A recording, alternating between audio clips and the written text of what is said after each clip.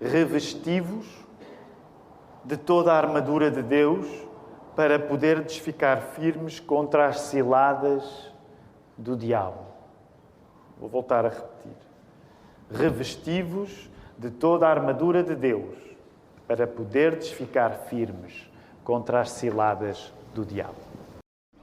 Mesmo que socialmente distantes, vamos aproveitar, olhar à nossa volta, saudarmos uns aos outros. Eu aproveito e saúdo também as pessoas que assistem à transmissão através da internet.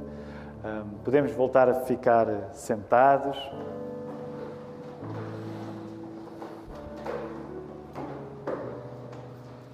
O sermão que quero pregar-vos nesta manhã chama-se Vestimos o que Queremos.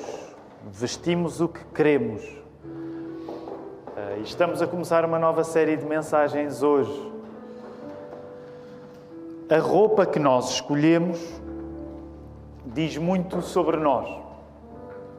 Até as pessoas que não ligam muito a roupa dizem alguma coisa de si quando não ligam muito a roupa. Na Bíblia, o verbo vestir tem uma importância muito grande. Importância essa tal, de um modo que, por exemplo, quando se fala em colocarmos a nossa fé em prática, uma das maneiras que pode ser usada para falar de colocar a nossa fé em prática é precisamente usar o verbo vestir, ou revestir também, dependendo das nossas traduções. Nós que estamos a começar uma nova série de mensagens, que tem o título deste sermão, Vestimos o que Queremos, hoje vamos, no capítulo 11 de Efésios 6, dedicar-nos praticamente apenas ao primeiro verbo.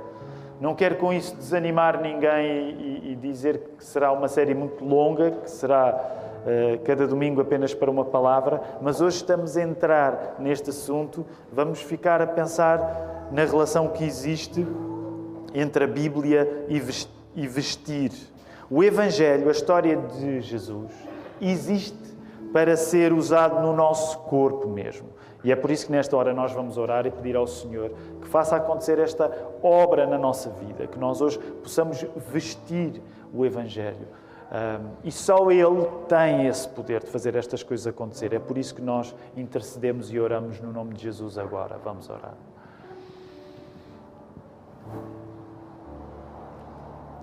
Deus Pai, é bom nós estarmos juntos. Para alguns de nós até continuamos juntos porque já houve um turno anterior e agradecemos-te, Senhor, porque mesmo num tempo difícil de luta contra esta doença, ó Senhor, Tu tens nos abençoado, porque esta igreja tem as portas abertas e por Lisboa e por Portugal muitas outras igrejas estão de portas abertas, Senhor. E isso é uma coisa muito importante na nossa vida. Obrigado por isso, Senhor. Obrigado porque nos deste saúde, porque renovaste a Tua misericórdia para nós nesta manhã. Ó Senhor, faz-nos ficar atentos àqueles que não têm essa saúde, podermos ser bênção para eles, orarmos por eles. Nós agradecemos porque Tu tens suscitado na nossa comunidade e em muitos outros lugares pessoas que se esforçam para abençoar a vida dos outros através da vacinação, de tantas coisas a acontecer neste momento, Senhor. Obrigado. Mas nós agora queremos pedir-te sobretudo uma coisa, que Tu possas acompanhar-nos agora que continuamos com a Tua palavra aberta. Ó Senhor, nós queremos pedir-te ajuda a podermos vestir o Teu Evangelho. Que Jesus possa ser por nós vestido. Ó Senhor, ajuda-me a pregar esta palavra com convicção, com cuidado.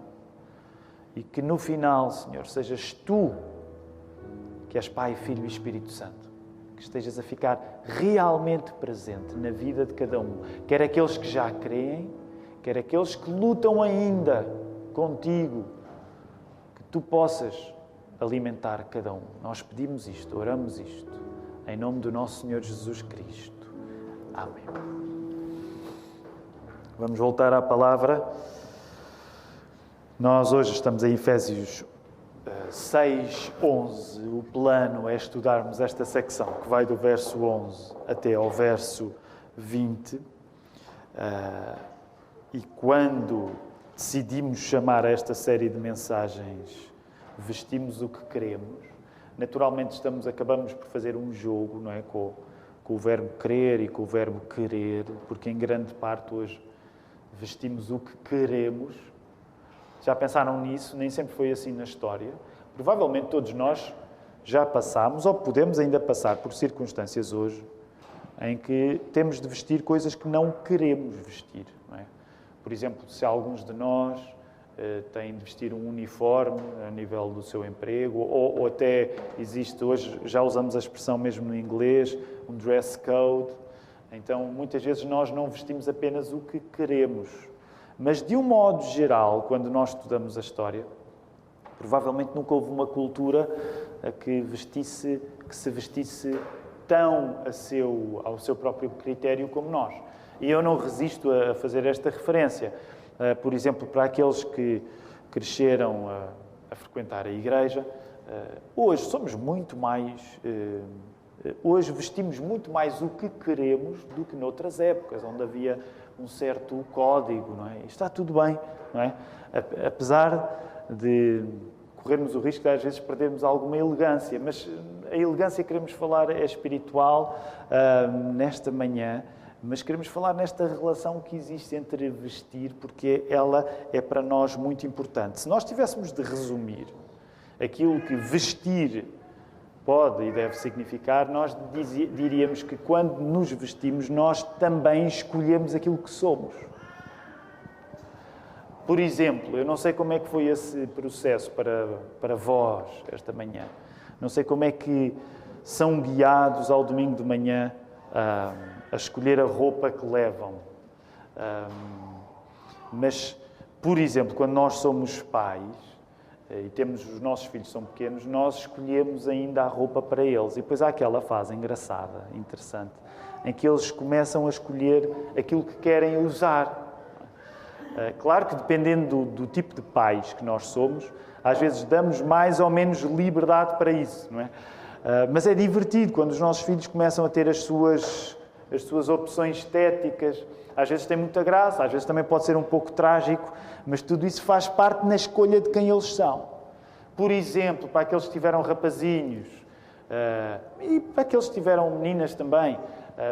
Por exemplo, há ali uma altura na infância, aconteceu com as nossas meninas, também aconteceu com os nossos rapazes, em que sempre que eles chegavam à casa da escola, as meninas corriam para um baú que tinham as roupas das princesas, não é? E vestiam-se de princesas. E davam umas princesas muito engraçadas, meio despenteadas, mas muito engraçadas.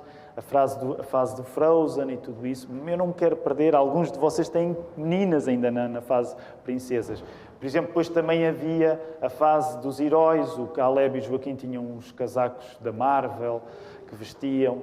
Há histórias engraçadas. Porquê? Porque em grande parte é uma coisa muito natural em nós queremos exprimir quem somos através daquilo que vestimos. Isto acontece na infância, quando gostamos de vestir o fato do nosso herói ou o fato da princesa, e de certa maneira continua mesmo quando temos 43 anos, como tenho. Portanto, escolher aquilo que se veste é também escolher aquilo que se quer ser. E é também isso que nós encontramos numa carta que é a irmã desta carta que Paulo escreveu aos Efésios, que é a carta aos Colossenses, no capítulo 3, verso 10, quando é dito lá: vos revestistes do novo homem que se refaz para o pleno conhecimento, segundo a imagem daquele que o criou. Ora, esta série de mensagens chama-se Vestimos o que Queremos, porque escolher o tecido que usamos é sempre uma maneira de assumirmos uma personalidade. Neste caso, enquanto cristãos, interessa-nos envergar a fé que nós professamos. Interessa-nos vestir não apenas aquilo que queremos, mas interessa-nos vestir aquilo que queremos, aquilo em que acreditamos. Como nós vimos há umas semanas, quando na série de mensagens anterior, chamada Condição Cardíaca, houve um sermão em que fomos aqui até Efésios.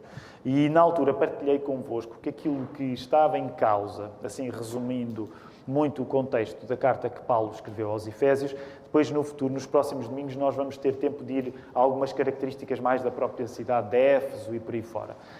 Mas hoje gostava de lembrar um contexto mais global. Quando o apóstolo Paulo escreve aos Efésios, uma das coisas que estava em causa era como é que os cristãos de Éfeso, e neste caso nós também, como é que nós devemos vestir a fantástica universalidade do Evangelho. O que é a universalidade do Evangelho? A universalidade do Evangelho é o facto de o Evangelho, a história de Jesus, não se resumir a um tipo de pessoas. Também é isso que nós celebramos todos os domingos quando nos reunimos aqui. Porque temos coisas em comum uns com os outros, mas há muitas coisas que não temos em comum uns com os outros. Porque aqui não estamos apenas sediados num clube em que temos de ter algumas características em particular. É verdade que o Evangelho é uno, vimos isso há umas semanas, mas ele não se manifesta uniformemente. Este é um dos assuntos da carta de Paulo aos Efésios. E Paulo tem um prazer tal a falar acerca destas coisas, que Paulo explica que esta fantástica universalidade do Evangelho era o maior e mais precioso mistério que agora tinha sido revelado. Qual era o maior e mais precioso mistério que agora tinha sido revelado? O mistério é este, é que a história de amor que existe entre Deus, o Criador do Universo, e o povo de Israel não é exclusiva apenas dos judeus, mas pode atingir qualquer pessoa. Era por isto que o apóstolo Paulo tinha dado por si preso. Porque esta mensagem universal é a mensagem que hoje nos congrega aqui na Lapa, em 2021. 2000 anos depois, nós, sentados nestes bancos, juntos uns dos outros, somos a prova viva de que aquela história magnífica que o Velho Testamento conta, a Bíblia hebraica conta, aquela história do pacto entre Adão e o povo de Israel, cresce para ser uma história que pode atingir e deve atingir toda a humanidade. E aqui estamos nós, portugueses do século XXI, a celebrar isto. Era isto que punha o apóstolo Paulo em fogo quando ele pregava esta mensagem, escrevendo aos Efésios. Sabem, uma coisa curiosa e interessante é que nós somos hoje, sobretudo no Ocidente, uma cultura muito encantada com esta ideia de universalidade, se quisermos até diversidade. Nós gostamos de pensar em nós, no século XXI, como pessoas que respeitam e celebram a diversidade. Mas deixem-me dizer isto com toda a convicção, e quero dizer isto com cuidado. Não há festa mais realista e eficaz da diversidade do que a Igreja de Jesus Cristo. Não há nada no mundo que supere a festa de diversidade que a Igreja é. É por isso que nós amamos a Igreja. Porque a Igreja, vejam bem, tem gente de tantas formas e feitios que até lugar para ti tem. Até tu tens lugar na Igreja. Até eu, já pensaram bem, até eu, até o Tiago. Até para mim há maneira de arranjar um espaço. Porque isto não é acerca de nós, é acerca de Cristo. A Igreja é a festa de diversidade mais incrível que o mundo alguma vez verá. Então, o caminho que o apóstolo Paulo faz na carta aos Efésios é precisamente a celebração desta fantástica universalidade da fé cristã. Ele está deslumbrado por isso, porque as pessoas que antes estavam afastadas agora estão próximas. É isso que ele fala, por exemplo, no capítulo 2, verso 11 a 13. Para chegar, voltem aí ao texto, no verso 11, ao capítulo 6, e atingir um clímax esta carta. Porque já nos capítulos anteriores o apóstolo Paulo queria explicar muito bem. Estamos deslumbrados com a ideia da universalidade. Cristo é para os judeus e para os gentios. Agora, como é que isto se pratica? Como é que isto se veste em comportamentos? E é por isso, folheiem as vossas Bíblias, é por isso que se, por exemplo, vocês andarem um pouco para trás, sobretudo a partir do final do capítulo 4, no verso 25, mas depois vamos ver como é que se usa, como é que nós nos comportamos, como é que nós vestimos Cristo. Não é que Cristo precise de roupa, mas como é que Cristo pode ser vestido através da nossa conduta, do nosso comportamento. E é por isso que a carta depois entra num período que é dizer como é que se veste Cristo quando tu és casado. Não é? É isso que está aí a falar. Como é que se veste Cristo quando tu tens de te relacionar com os teus filhos, ou quando és um filho e tens de te relacionar com os teus pais. Como é que tu vestes Cristo quando tu tens as tuas relações profissionais? Aqui soa um eufemismo dizer relações profissionais quando se fala aqui em servos e senhores, não é? E finalmente, quando chega aqui esta secção no capítulo 6, a partir do verso 10 e 11, como é que isto deve acontecer? Como é que nós nos devemos vestir através de novos comportamentos? São estes novos comportamentos que evidenciam que a diversidade é real, é um assunto sério na fé cristã. A diversidade na fé cristã corresponde a termos uma crença que, sendo una, não é uniforme, como nós já vimos, mas que nos chama a comportarmos como Jesus e vivermos à moda de Jesus. E aqui a expressão à moda é completamente intencional. À moda de Jesus. Como é que tu vestes Jesus? Como é que tu vives no estilo de Jesus? Ora, é por isso que nós estamos a falar muito de roupa hoje. E para sublinhar a importância da roupa, nós vamos até ao primeiro livro da Bíblia. Porque, sabem, quando nós falamos em vestes, na Bíblia não são apenas trapinhos, não é apenas o trapinho que nós escolhemos vestir. A roupa que nós usamos tem um grande significado nos textos bíblicos. E por isso vamos ao primeiro livro da Bíblia. Vamos lá a Gênesis, porque precisamos dar aí um salto hoje. Ainda temos a ceia para tomar, portanto temos de ser breves, mas temos de ir ao primeiro livro da Bíblia. Quando vos falo em Gênesis 3, o que é que nós devemos pensar quando alguém fala em Gênesis 3? Força! Falem alto, lembrem-se, têm máscaras. Precisamos de falar mais alto. Quando alguém fala em Gênesis 3, devemos lembrar-nos do quê? Da queda, não é? A queda, a desobediência de Adão e Eva, quando, tentados por Satanás na forma de uma serpente, eles acabam a comer o fruto proibido. Lembra-te, se tu estivesses no lugar de Adão e Eva, farias a mesma coisa. A queda de Adão e Eva é para os cristãos a nossa própria queda, no sentido em que há um princípio de representatividade que está a acontecer lá no Gênesis. Então, vamos a Gênesis 13 e eu quero convidar-vos a ler o que é que diz aí no verso 7.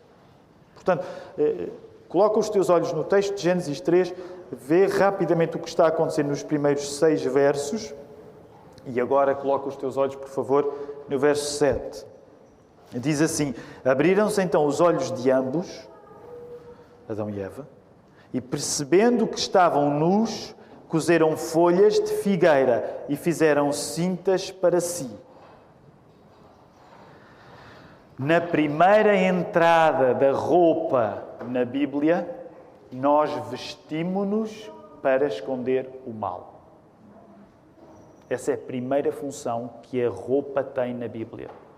Ela é usada por Adão e Eva para esconderem o facto de o mal ter passado a fazer parte de quem eles eram.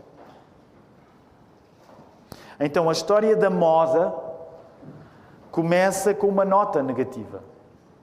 Mas, graças a Deus, a roupa na Bíblia não vai ficar neste modo exclusivo de servir para tapar o que em nós não é bom. Mas era por aqui que esta é uma das coisas muito importantes que nós estamos a começar uma série nova. Efésios 6:11, estamos apenas ali no primeiro verbo, a falar na ideia de nos vestirmos. E a primeira coisa que eu quero dizer-te, porque isto é muito importante na nossa fé cristã, é que nós vestimos-nos pela primeira vez, e não te esqueças que eu estou a dizer nós, associando-te a Adão e Eva. Se fosses tu no paraíso, serias tu a fazer a mesmíssima coisa. Nós vestimos-nos pela primeira vez para esconder o mal em nós. Mas, graças a Deus, a história vai continuar. Avancem, por favor, até ao verso 21. Aliás, lembrem o que é que está a acontecer nesse texto, não é?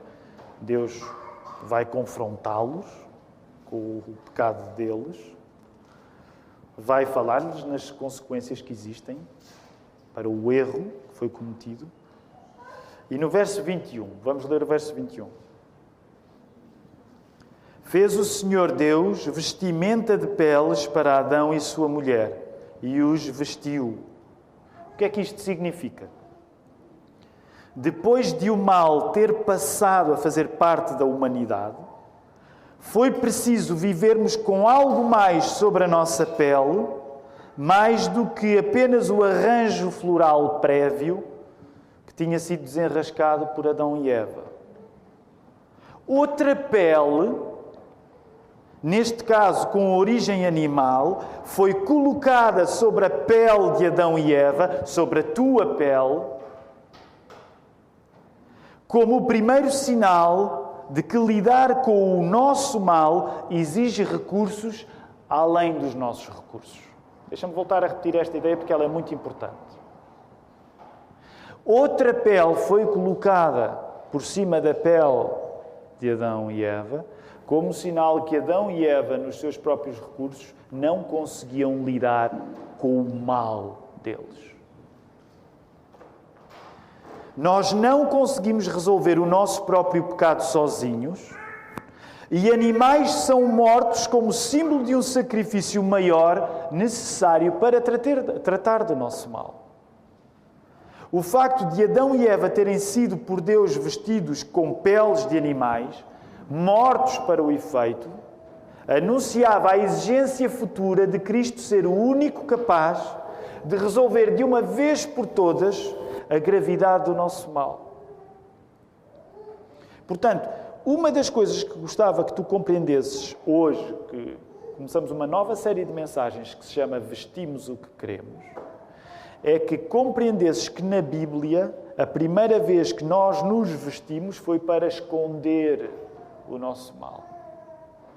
Mas até essa primeira tentativa de lidar com o mal é tão insuficiente que Deus precisa que animais sejam usados, e nesse sentido sejam mortos, para que a pele deles possa estar então a vestir-nos de uma maneira mais eficaz do que as folhas que tinham sido arranjadas previamente por Adão e Eva. Já estás a perceber onde é que isto quer chegar?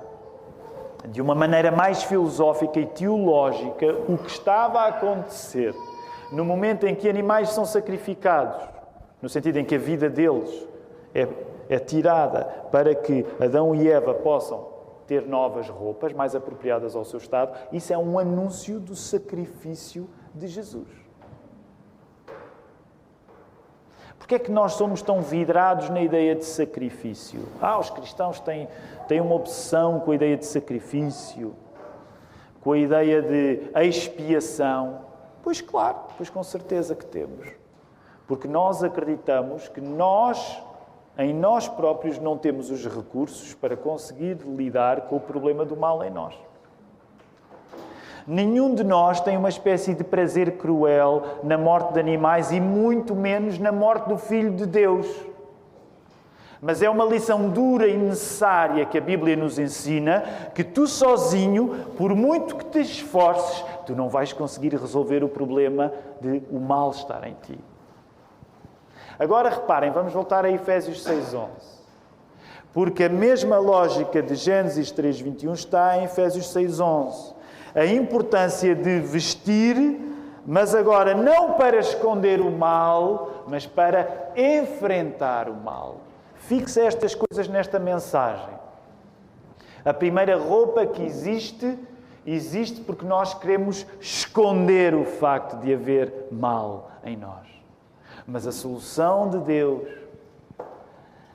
é, através dele próprio, através de recursos que vão além dos nossos, porque é a própria intervenção de Deus, através dele próprio, nós somos chamados a enfrentar o mal. Não a esconder o mal, a enfrentar o mal. Cristo, nosso Senhor Jesus, vai dar corpo na sua vida, na sua morte, na sua ressurreição, a este princípio de nós reconhecermos que sozinhos não conseguimos resolver o problema do nosso mal. Repara o paradoxo. Diante da nossa fraqueza natural, nós somos chamados a vestir a força de Deus. Volta aí ao verso 11 de Efésios 6. Nós hoje estamos só a entrar, há tanta coisa que só esse verso nos pode ensinar. Mas volta aí ao verso 11 do capítulo 6 de Efésios. O que aí está a ser dito, as ideias que estão daí a sair, é que nós devemos vestir-nos de quê? De toda a armadura de Deus. Percebe o paradoxo? Tu, na tua fraqueza, vais ser tentado a esconder, através daquilo que vestes, a esconder o mal em ti. E o Evangelho, Jesus Cristo, chama-te a tu vestires a força de Deus. A tua posição de partida é uma posição de fraqueza. Através do Evangelho, tu és chamado a vestir a força. E é por isso que nós vamos encontrar, como imagem de força, uma armadura, com peças de vestuário específicas. Jesus não fugiu de vestir a fraqueza da sua humanidade para nos passar a roupa da fé em Deus, da armadura espiritual que nos cabe usar agora.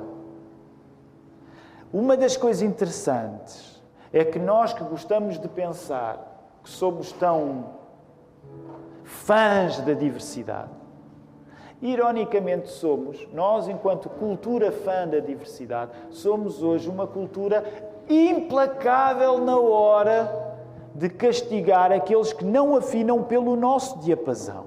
Já pensaram nisso? É uma das contradições do nosso tempo. Gostamos de pensar que a diversidade é um grande valor, mas quando alguém não afirma a diversidade da maneira que nós achamos a certa, sobretudo através da internet, pessoas são mortas publicamente em termos de reputação. Portanto, uma das coisas que eu gostaria de dizer é que o Evangelho é a diversidade a sério, a funcionar através de novos comportamentos. Diante da nossa fraqueza natural, fraqueza essa visível até no facto de nós gostarmos de elogiar a diversidade, mas depois acabarmos em partidarismos, em clubismos, nós somos chamados a vestir a força de Deus. E é por isso que nós adoramos Jesus. Deus é Pai, Filho e Espírito Santo. O Filho não se esquivou da fraqueza do seu estado de homem para poder dar-nos acesso hoje a uma força espiritual, através da armadura que Efésios 6 nos chama a vestir. Este é o convite que quero estender a todos no início desta série de mensagens, que é vestir aquilo que queremos. Vamos vestir aquilo que queremos. Que o Senhor nos ajude.